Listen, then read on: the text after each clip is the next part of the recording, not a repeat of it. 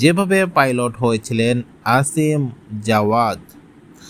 চট্টগ্রামে কর্ণফুলী নদীর বিমান বাহিনীর প্রশিক্ষণ যুদ্ধ বিমান বিধ্বস্ত হওয়ায় আসিম জাওয়াদ নামের এক পাইলট নিহত হয়েছে। বাংলাদেশ বিমান বাহিনীর একটি ইয়ার্ড 130 প্রশিক্ষণ বিমান প্রশিক্ষণ চলাকালীন সময়ে অংশ হিসাবে বৃহস্পতিবার 9 মে সকাল 10টা 25 মিনিটে চট্টগ্রামের বিমান ঘাঁটি জহিরুল হক থেকে উড্ডয়নের পর কর্ণফুলী নদীর মোহনার কাছে দুর্ঘটনায় পতিত হয়ে বৈমানিক স্কোয়াডের লিডার মোহাম্মদ আসিম জাওয়াদ প্যারাসুট দিয়ে নদীতে জরুরি অবতরণ করেন। তাকে আশঙ্কাজনক অবস্থায় দ্রুত চিকিৎসার জন্য নৌবাহিনী হাসপাতাল পতেঙ্গায় নেওয়া হলে কর্তব্যরত চিকিৎসক তাকে মৃত ঘোষণা করে। প্রধানমন্ত্রী শেখ হাসিনা এবং বিমান বাহিনীর প্রধান air chief marshal Sheikh Abdul Hannan মরহুমের আত্মার মাগফিরাত কামনা করেছেন এবং শোক সন্তপ্ত পরিবারের প্রতি গভীর সমবেদনা জানিয়েছেন। স্কোয়াড লিডার মোহাম্মদ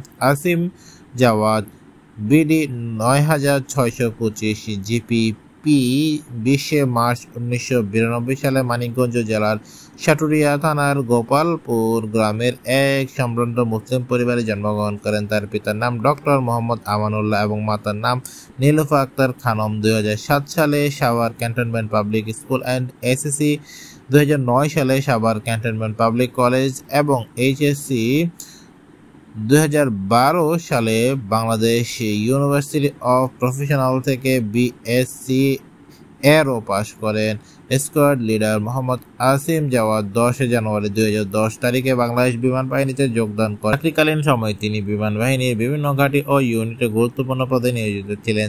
তিনি পেশাদারী দক্ষতা ও সাফল্য স্বীকৃতিস্বরূপ মফিজ ট্রফি, বিমান বাহিনী প্রধান ট্রফি ও বিমান বাহিনী প্রধানের প্রশংসাপত্র লাভ করেন। এছাড়া ভারতীয় বিমান বাহিনীতে কোর্সে অংশগ্রহণ করে সাফল্যতার সাথে স্বীকৃতি লাভ করেন।